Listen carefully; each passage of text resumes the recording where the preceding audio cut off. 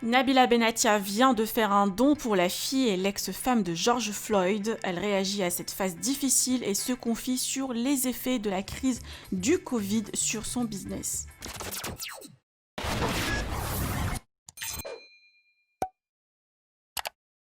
Avec la mort de George Floyd, une cagnotte a été lancée pour soutenir sa fille et son ex-femme.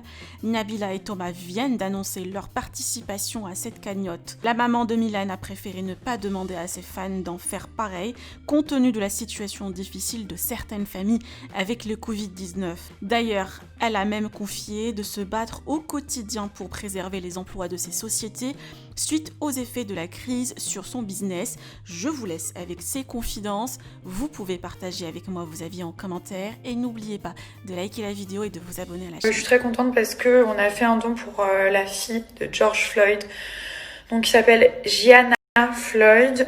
Il y a un fonds en fait, vous savez aux États-Unis, ce que j'aime beaucoup c'est qu'ils sont très solidaires et donc du coup ils le font souvent pour un peu pour tout et n'importe quoi, pour les gens qui ont besoin d'aide, que ce soit pour des études, des maladies, peu importe. Et donc il y a une cagnotte, on appelle ça une cagnotte, qui a été ouverte pour sa fille. Donc on a fait un don pour sa fille. Il y en a une qui a été ouverte pour son ex-femme, pardon. Donc voilà, on l'a fait aussi. Je l'ai pas forcément partagé parce que voilà, je me dis que pour certaines personnes, la situation actuelle, elle est déjà très compliquée. Il y a plein de personnes qui ont des soucis avec leur boulot à cause du coronavirus. C'est pas la fête pour tout le monde, etc. Donc, j'ai pas envie de vous dire allez donner parce que voilà, je pense qu'il y en a. Là, j'avais pas envie de vous dire faites des dons, alors que peut-être que la situation pour vous, elle est compliquée. Et je sais qu'en ce moment, c'est compliqué pour pas mal de personnes. Voilà, même moi qui ai une entreprise, je me bats pour garder mes employés. Mais c'est vrai que c'est compliqué. C'est pas facile. Donc voilà, juste une petite parenthèse.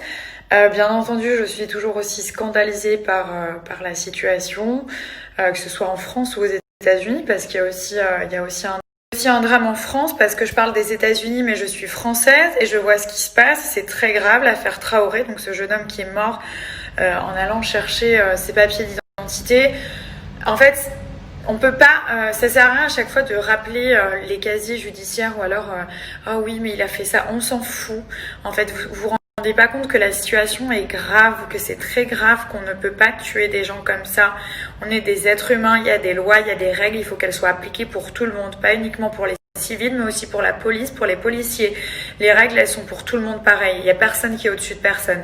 Donc voilà, je suis scandalisée. J'ai évité un petit peu les réseaux sociaux en ce moment. J'ai fait pas mal de choses, tout ce qui était en mon pouvoir, voilà, pour apporter ma petite pierre à l'édifice, hein, si je peux dire ça comme ça.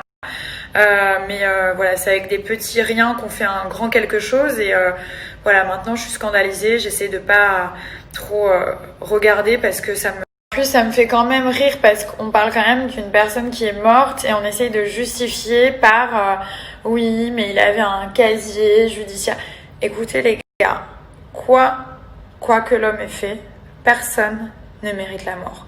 D'ailleurs, il n'y a plus la peine de mort. Pourquoi ? Parce que c'est pas aux humains de décider qui doit vivre, qui doit mourir. C'est là-haut. C'est pas un humain qui va décider si un autre humain doit vivre ou mourir. Donc, le système judiciaire, c'est une chose et c'est un très bon système. Il faut qu'il y ait des lois, des règles pour cadrer tout ça. Mais personne ne doit se permettre d'enlever la vie à quelqu'un. Sachez-le et rappelez-vous toujours de ça. Quoi que cette personne ait fait, vraiment, quoi que cette personne ait fait, un autre être humain ne peut pas lui enlever la vie comme ça. Du coup, je sais pas ce que vous en pensez, mais en ce moment, je trouve que le climat, il est juste abject. En fait, c'est écœurant. Franchement, moi, ça m'écœure. Hein. Je me dis, mais on n'est pas en 2020 là. On n'est pas en 2020, c'est pas possible. Je pensais que l'homme avait évolué, que... Bah non, en fait, pas du tout. On est retourné des années en arrière. Enfin, je sais même pas si c'est pas pire qu'avant. Je me pose vraiment des questions. Donc voilà, je souhaite plus trop m'exprimer sur ces sujets parce que c'est des choses qui me font énormément mal.